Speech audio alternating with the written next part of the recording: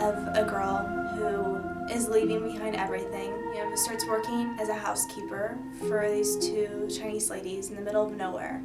And throughout her experience there, she starts seeing ghosts. I grew up in Hong Kong, so every year we have a ghost month. During the whole ghost month, we try to not go out until very late. We come home earlier because ghosts are gonna be, trying to find victims, trying to find someone to replace them. The script came about because of my interest in the many myths and customs from all over the world. In particular, the Chinese culture has always fascinated me. However, I've always really enjoyed more of the sort of darker aspects. The ghost stories, the urban legends, anything with a supernatural appeal. I lived on Taiwan when I was young, and everybody would have these giant banquets or tables set out for the spirits. That was one of the things that kind of stood out to me when I read the script, that it was very true to what I had experienced on Taiwan. People will burn things in the street at the curb, and so it's very easy when you are getting out of the car, you step on it. And it's really bad luck. And then people would curse at you, and your parents would say, oh, you're so stupid, you shouldn't do that. It's gonna bring us bad luck. What I thought when I first read the script was, wow, this is intellectual. It's not a slasher movie. It's not about the typical things that you see in the horror genre. It's a very atmospheric movie. There's not a lot of blood. There's no nudity in the movie. All these things are usually things that you must have in the horror movie. Otherwise, it's not going to be well received. But I wanted to challenge the conventions a little. I wanted to do something a little bit different and just really concentrate on our story and do something that I, as a filmmaker, would be happy with. I was excited because it wasn't, just a blood and guts movie, but it still had a fight scene, which was very exciting to have one of those. I never had a fight scene before. Like, boom, yeah. Punch her or just slap her? That was good because a woman will slap more. Danny gave me a call and said that he's been working on a script and I was interested in it. Am I in it? Yeah, so okay, cool. So during the audition process for this film, we saw hundreds of potential actors for the roles of Alyssa, Miss Wu, and Jacob. I usually play kind of the nice boyfriend type, so occasionally it's fun to play the bad guy. So I saw that and I was like, oh, okay, this looks really fun. Get to be kind of the smooth bad guy who, is charming, but in the end he turns out to be, the psychotic killer. And then, of course, there's the great fight scene at the end, which is always fun to do. So it's fun to play the bad guy. Even though it was a horror genre, it was more spiritual than horror. It wasn't blood and guts. It was more of an actual overall fear throughout the entire film. And that the whole prospect of acting in film, where I had to live in that fear for so much, was very exciting to me. She blew us all away at the audition. She brought the character to life just like I envisioned her to be. And Alyssa is kind of a complicated character. I liked the character. I liked the reason why she was leaving. An abusive relationship. It made sense why she would go and pick this place out in the middle of nowhere to work and to start over. I was excited by the entire journey she was going to take in this film. What's interesting at the end of the movie is that she has completely arced from the beginning of the movie, where she was sort of the innocent, likable, pushover kind of girl, to more of a stronger woman at the end of the movie. Well, in the beginning, she's terrified of the rituals that the other characters are doing in the film, and then by the end of the film, she's embraced that religion and obviously becomes something she believes in based on her experiences. She knows it's real. Basically, Miss Wu is very special in a way. She doesn't know that she is bad. And I found a lot of layers in her, and I think it's, actors like to do these kind of things, discover little things here and there, and maybe you can make the role very interesting. My character, Nicole, is Alyssa's best friend, and I'm sort of the voice of cynical reason. And I unwittingly give the information to where she lives to her boyfriend by leaving it on my refrigerator. Don't fuck with me. I play Aunt Jen, and I don't have any lines. The Aunt Chen character was really interesting because she did so much in silence. Aunt Chen is very mysterious and enigmatic, and she looks like she's up to something. So if you don't know her, maybe she can be a good person, but she can be a bad person. So very, very mysterious. I think she's gonna steal the whole movie.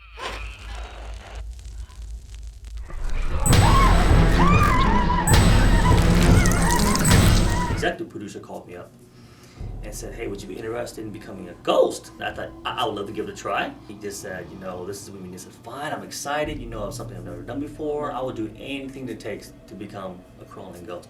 I was all excited to go. So they said, well, we also need to shave your head. Are you serious? They said, we need to shave your head for the crawling ghost. I was like, nah, they're just kidding me. Well, Tam, you did say anything.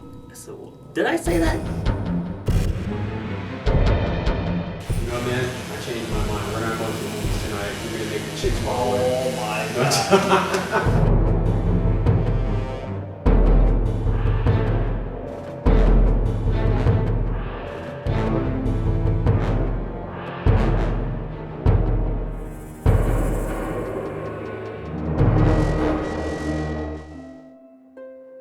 When we decided to go forward with this movie, we had to obviously find a location that would be suitable for this particular film.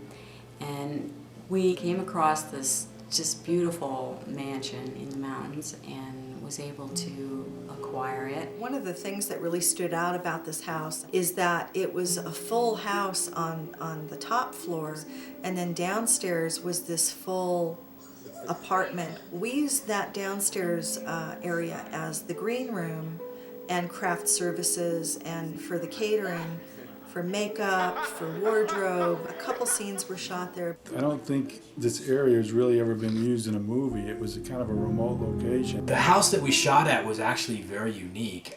It was over a 6,000 square foot home. It had an enormous garage in which we built some of the sets in.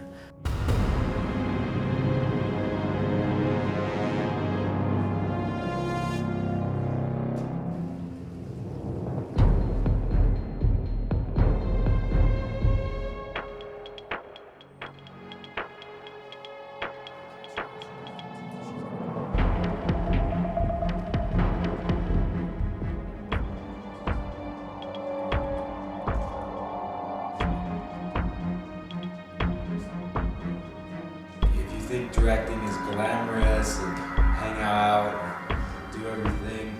Sorry, it's not. Even though we were technically still in the desert, it was absolutely freezing at this place, inside and out. That's what I remember. Everyone was just sitting around being cold. We got out there and it was like snow on the ground. I don't know, maybe a ½ inch it seemed. It's the scene where I'm looking through the bushes at Mrs. Wu. We had to rush that shot because the snow, there were snowflakes actually in that shot. And I'm still thawing my toes out right now. This is in the desert, Nevada. So we're like, oh my God, what's going on here? I thought we were shooting in Vegas. So I'm thinking, it's warm all year round. And I get there and I'm wearing, jeans and a t-shirt and flip-flops. And there's a skiff of snow on the ground. It can go from warm to cool to ice cold to a blizzard in a matter of a few hours. It was crazy. I drove down the mountain into a town to get some food. We were getting pizza for everybody. And when I came back, in the short time that I was gone, it was a blizzard. I was just driving up the hill and they called me and said, oh, you'll never make it. It's like snowing. It's like a blizzard here. But I said, well, it's too late. I'm in it. I would see cars like just falling off the road. So I just went real slow, and then I just got behind a larger truck. He just made some grooves and I just followed his grooves, and I managed to skid down into the location, and we were kind of like trapped for the night. But by the next morning they had snow plowed and we got out of there. It's snowing outside. It's actually snowing outside. We still have some more stuff to shoot, and we're not so sure what we're gonna do. We were supposed to shoot some mountain stuff driving around, but obviously it's a little bit of a mismatch Could make it a Christmas movie.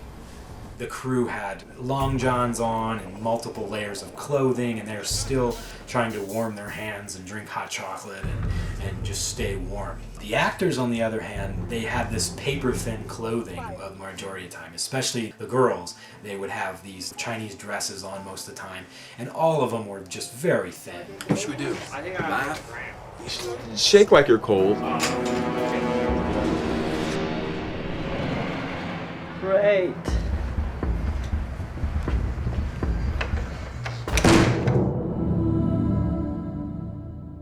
When I make a film, I'm always excited during the post-production stage.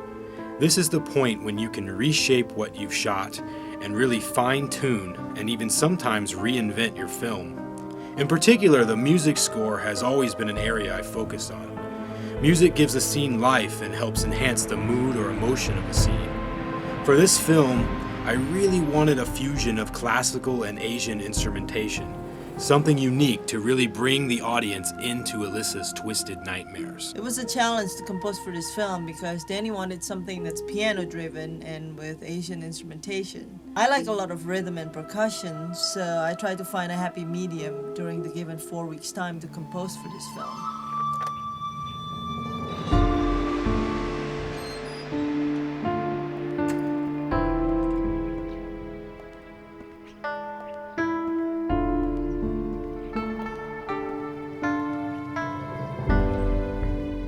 Before going into the studio, I already had a theme in mind, and I developed the theme using piano and a handful of Chinese instrumentation. It's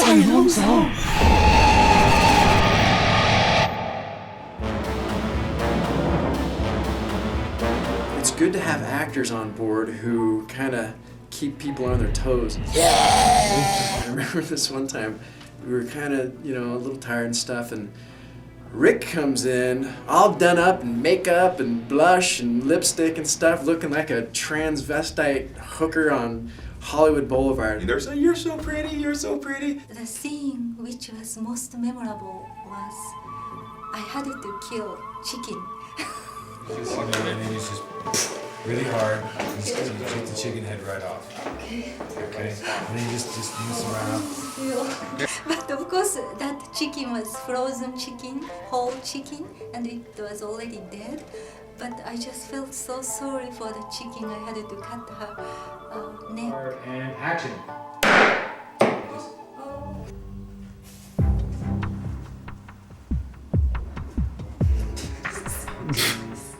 Cut. Sorry. Alright.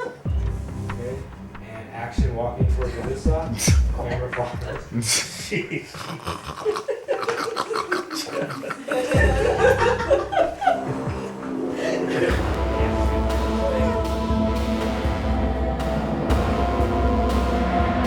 So, Miss Wu-Tang, are you ready for the day? No. No. Wu-Tang? Yeah. This is my name? You're Miss Wu-Tang. I actually don't have a name. I'm just Miss Wu.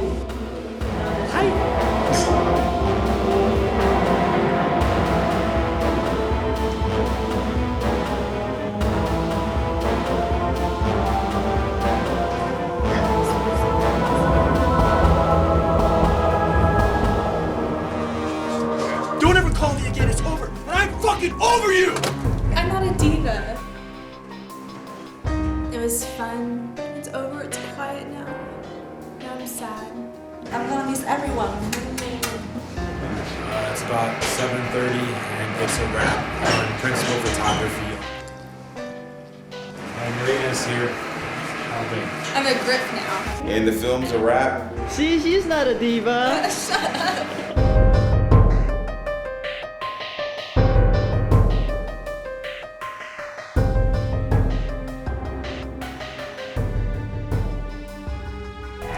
This isn't even gonna be used. You're just wasting film or tape. We'll see about that.